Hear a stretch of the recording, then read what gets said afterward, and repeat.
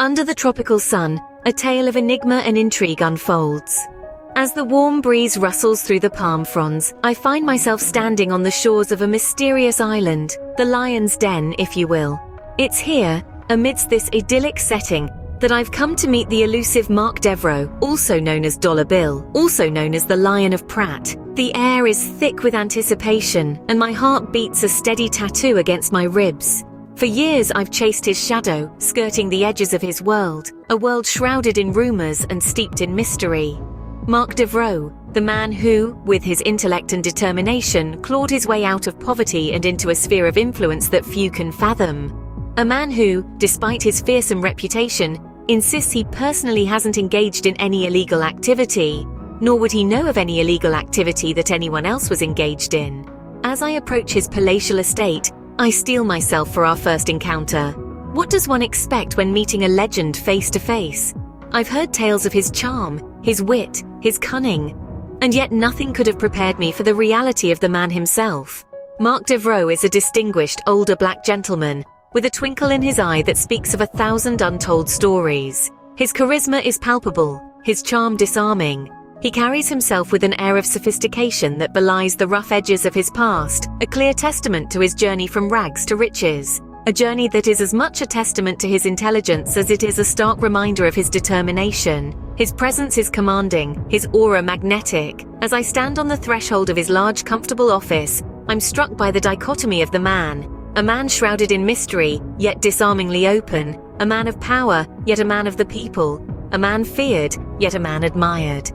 As I stepped into his large, comfortable office, I could hardly believe I was finally meeting the man behind the legend. Across from me sat the enigma himself, Dollar Bill, a man as fascinating as the stories that surround him. There he was, in all his debonair charm, the Lion of Pratt, Mark Devereaux. His reputation preceded him, yet he sat there, calm as the eye of a storm, exuding an air of intrigue that was as captivating as it was elusive. I started with a question about his past. A past shrouded in mystery and whispered rumors of connections to the Black Mafia. His response was a deft sidestep, a dance of words. I personally haven't engaged in any illegal activity, nor would I know of any illegal activity that anyone else was engaged in. His answer was delivered with a smile that was as disarming as it was disconcerting. His intelligence was evident, shining through each word he spoke, each tale he wove. He spoke of his humble beginnings, a bright kid in a neighborhood of struggle, a diamond in the rough, a story of determination, of a refusal to remain confined by the chains of poverty. But it was more than just a rags to riches saga. It was the tale of a man who dared to defy the odds and dream big. My next question sought to unravel the threads of his fearsome reputation. His response was another expert deflection, a charming grin and a change of topic. It was as if he was playing a game of chess. And with each question, he skillfully maneuvered around the board, always staying one step ahead.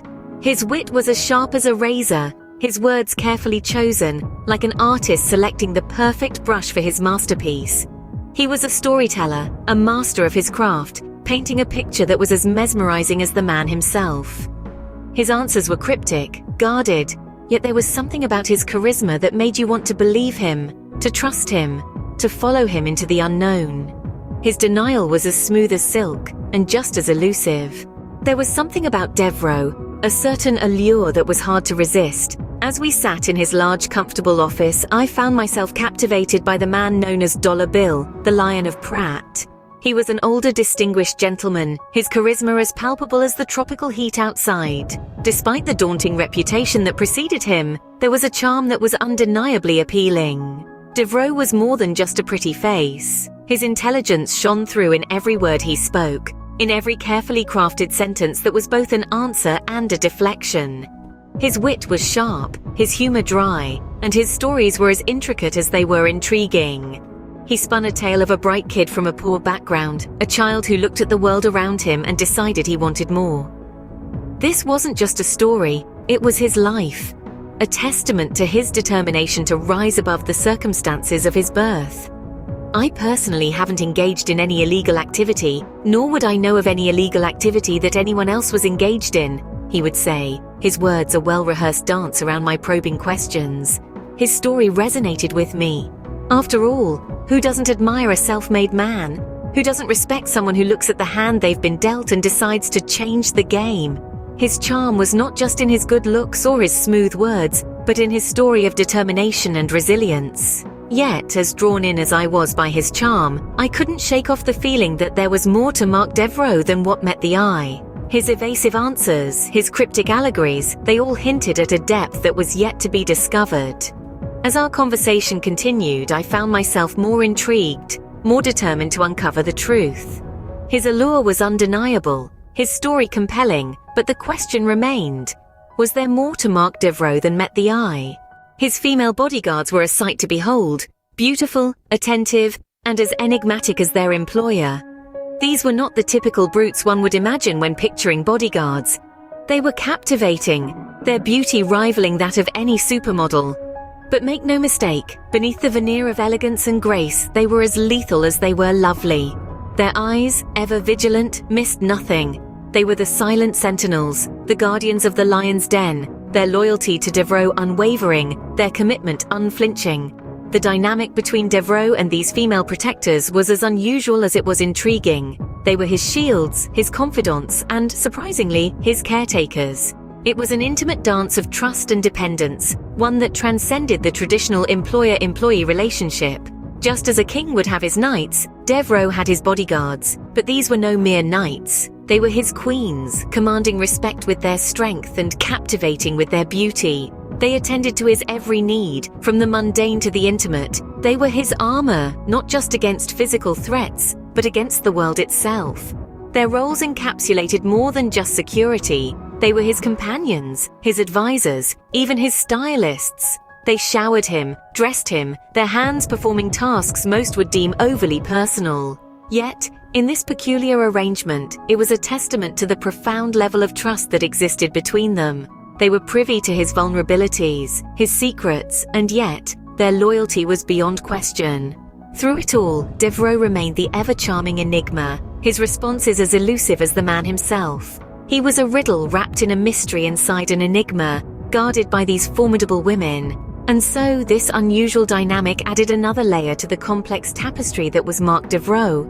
It was a world where trust was not just expected, but demanded. A world where every detail, every interaction was steeped in a profound understanding of loyalty and devotion. In the world of Mark Devereux, trust was not a word thrown around lightly. As our conversation neared its end, Devereux dropped a bombshell that left me speechless.